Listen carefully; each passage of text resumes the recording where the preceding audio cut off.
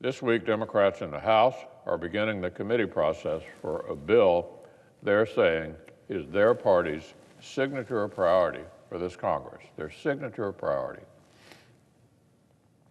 They're so focused on this legislation that they've given it the ceremonial designation of H.R. 1, their top priority. I think it's more accurately could be described another way, the Democratic Politician Protection Act. Mr. President, this sprawling proposal, comprehensive proposal, is basically the far left's entire Christmas wish list where our nation's political process is concerned. What would it do? It would pile new Washington-focused regulations onto virtually every aspect of how politicians are elected and what Americans can say about them. So my Democratic friends have already tried to market this unprecedented intrusion with all the predictable cliches. Restoring democracy for the people. Really? The only common motivation running through the whole proposal seems to be this: Democrats searching for ways to give Washington politicians more control over what Americans say about them and how they get elected. It's an attempt to rewrite the rules of American politics in order to benefit one side over the other. I expect I'll be talking about the Democratic Politician Protection Act here on the floor for a long time. But I wanted to just take a few minutes today to give my colleagues a quick tour, just a quick tour through a few of its components. So to begin with, Mr. President, Democrats want to make the Federal Elections Commission a partisan institution. Since Watergate, the FEC has been a 6-member body. Neither party gets more than 3 seats. Neither party. After all, the reason for that is this is a commission with the sensitive duty of regulating American speech about politics and campaigns themselves. The FEC should not be a weapon that one political party can wield against its rivals. But the legislation that Democrats are moving through committee would throw away the bipartisan split. It would reduce the FEC to a 5-member body. And listen to this, let sitting presidents pick the majority. Let sitting presidents pick the majority. Obviously, this is a recipe for turning the FEC into a partisan weapon. Democrats also empower the newly partisan FEC to regulate more of what Americans can say.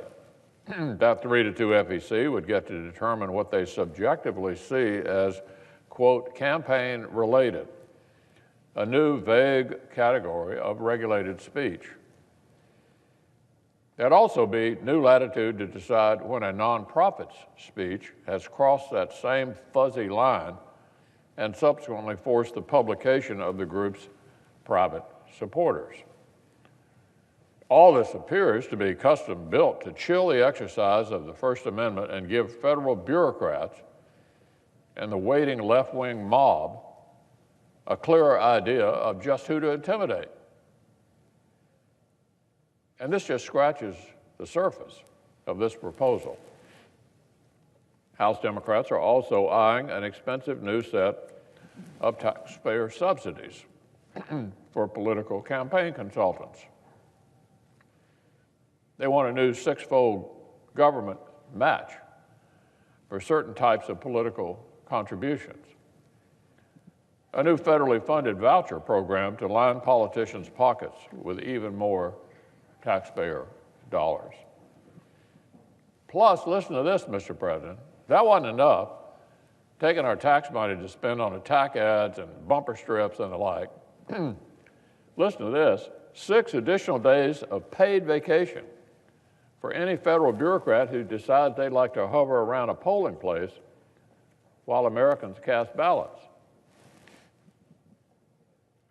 So the new taxpayer subsidies don't even pass the laugh test. But other aspects of the bill are even more disturbing. Perhaps Most worrisome of all is the unprecedented proposal to federalize our elections, giving Washington politicians even more control over who gets to come here in the first place. Hundreds, literally hundreds of pages are dedicated to telling states how to run their elections, from when and where they must take place, to the procedures they have to follow, to the machines they have to use. Democrats want to import the inefficiencies of state and federal bureaucracy to ballot boxes and voter rolls, while making it harder for states and localities to clean inaccurate data off the voter rolls. Harder to remove duplicate registrations, ineligible voters, and other errors. Harder to check every box Washington Democrats demand before allowing you to pick your representatives. Provision after provision would make it easier for campaign lawyers to take advantage of disorganization, chaos, and confusion. Yet the proposal, Mr. President, does practically nothing to combat the real live voter fraud that does happen right before our eyes. It is suspiciously silent on the murky ballot harvesting practices that recently threw North Carolina's 9th Congressional District into total chaos. Pages and pages rewriting election law, but nothing on this actual problem? Well, perhaps because similar practices are perfectly legal in California. Perfectly legal. Where the Democratic Party made big gains in the House just last November. So like I said, Mr. President, this has just been an introductory tour I'm giving this morning. Just an introductory tour. This sprawling power grab clocks in at 570 pages.